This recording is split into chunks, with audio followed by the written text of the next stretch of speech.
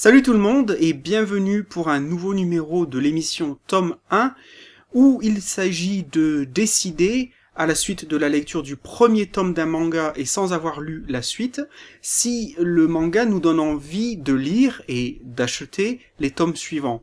Donc je le rappelle, ici il n'est absolument pas question de faire la critique d'un manga, l'analyse d'un manga uniquement basée sur le premier tome, ce qui n'aurait pas beaucoup de sens à mon avis, mais je le répète, tout simplement de poser la question, à la fin du tome 1, est-ce que ça donne envie de continuer ou pas?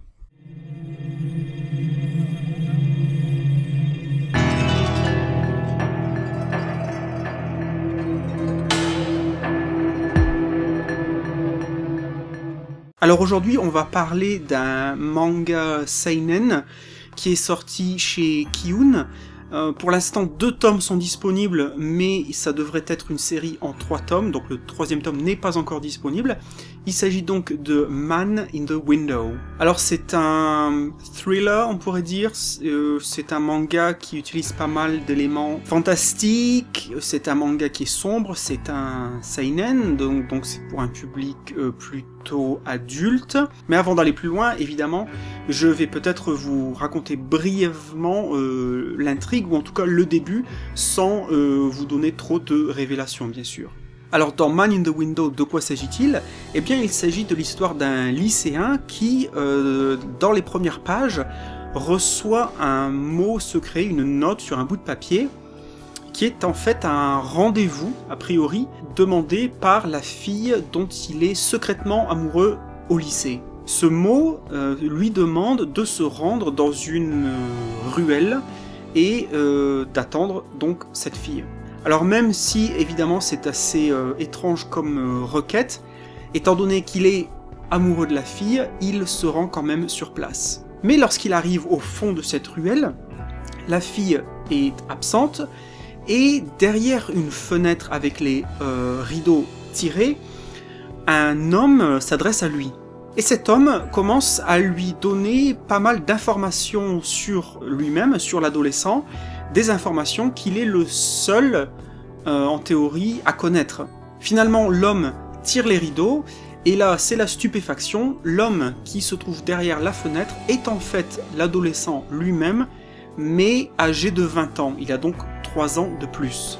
Alors évidemment, normalement, ça serait complètement impossible, et le héros est complètement incrédule et stupéfait, mais cet homme derrière la fenêtre va lui donner des informations et va lui dire, en gros, eh bien attends, tu vas voir, demain, regarde la presse, il va se passer un événement complètement imprévisible, et si j'ai raison, eh bien ça te prouvera que je suis bien toi du futur, et tu seras obligé de me croire. Effectivement, dans les jours qui suivent, l'événement prédit par cet homme derrière la fenêtre a bien lieu, et l'adolescent est bien obligé d'admettre qu'effectivement, cet homme semble bien être son double du futur. À partir de là, l'homme du futur va lui expliquer qu'en fait sa vie est un échec, que ses projets d'aller à l'université vont échouer, mais qu'il y a des drames encore beaucoup plus importants qui vont se produire dans son avenir proche,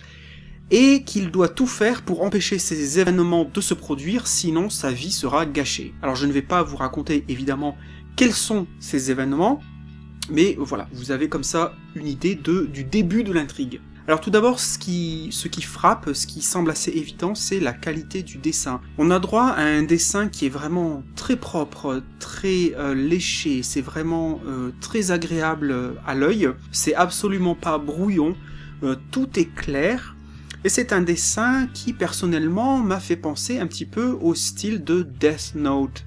J'imagine que beaucoup d'entre vous ont lu Death Note ou peut-être vu l'animé, et si vous vous souvenez de ce dessin dans Death Note qui était vraiment très très propre, très lisible, très clair, eh bien on retrouve un peu ce style-là dans Man in the Window. Alors comme je vous disais précédemment que les dessins me rappellent pas mal le style de Death Note, eh bien même au niveau du scénario, ça me fait penser également à ce manga. Effectivement, si vous avez lu Death Note, vous devriez vous souvenir que dans Death Note, il y a cette particularité du scénario, c'est que l'auteur a beaucoup pris le temps et la peine d'expliquer à chaque fois les choses qui pourraient paraître inexplicables ou fantastiques au travers des deux personnages principaux. Et bien ici, dans Man in the Window, on retrouve un petit peu cette approche, c'est-à-dire que face à l'incrédulité de l'adolescent, l'homme derrière la fenêtre a plus ou moins toujours les réponses, et des réponses logiques qui font sens, et donc ça c'est vraiment, selon moi, agréable d'avoir un récit qui est construit et qui semble assez solide pour tenir le choc face aux questions du genre oui mais là ça fait pas trop sens, tiens ça c'est bizarre. Non, le personnage a des réponses, et on retrouve donc cet aspect là qui était présent notamment dans Death Note. Au final, à la lecture de ce premier tome, la question, comme d'habitude, c'est est-ce que ça donne envie de lire la suite? Eh bien personnellement, oui. J'ai vraiment été très agréablement surpris par ce manga. Il y a beaucoup de tensions, on comprend assez vite que les enjeux pour l'adolescent vont être très importants. Les révélations faites par son double du futur sont assez troublantes, et c'est un manga qui est vraiment sombre. Si vous aimez le suspense, le mystère, donc un mélange une pointe de fantastique. Également, il y a cette idée de course contre la montre, de course contre le temps qui est très présent, donc ça c'est aussi intéressant.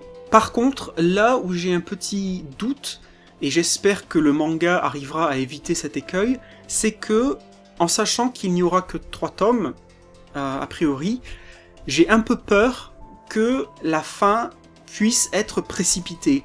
Parce que là, dans le tome 1, on a vraiment une intrigue assez complexe. En tout cas, il y a déjà des... comment dire, un peu des trames secondaires. C'est-à-dire, c'est pas seulement le destin de l'adolescent qui est en danger, dont on parle, mais son double du futur lui révèle que d'autres personnages aussi vont avoir un rôle important à jouer dans son avenir, et que donc il doit également, ou il devrait, intervenir par rapport à ces personnages-là. Donc il s'intéresse aussi à d'autres personnages, et donc même si ça rend l'histoire plus dense, et donc peut-être plus intéressante, j'ai peur que potentiellement, puisqu'il n'y aura que 3 tomes, c'est peut-être trop ambitieux pour un manga court. Mais bon, ça, on verra dans les 2 tomes à venir. En tout cas, donc, moi personnellement, j'ai beaucoup apprécié ce premier tome. Je le répète, ceci ne constitue pas une analyse, une critique du manga en soi, puisque je n'ai lu que le premier tome. Est-ce que ça me donne envie de lire la suite? Oui. Donc j'espère que je ne serai pas déçu. Mais si vous aimez donc le fantastique, le mystère, la thématique du voyage dans le temps, eh bien je vous invite peut-être à vous procurer le premier tome donc de Man in the Window, qui pour l'instant est très prometteur. Voilà, c'était tout pour moi pour cette fois, pour cette émission tome 1.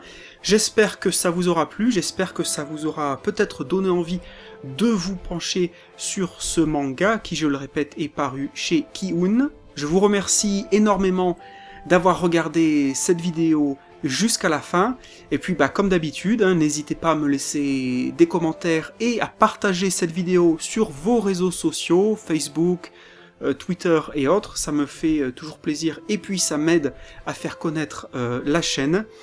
Je vous dis à très bientôt sur Au Rayon Manga, et d'ici là, portez-vous bien. Sorry.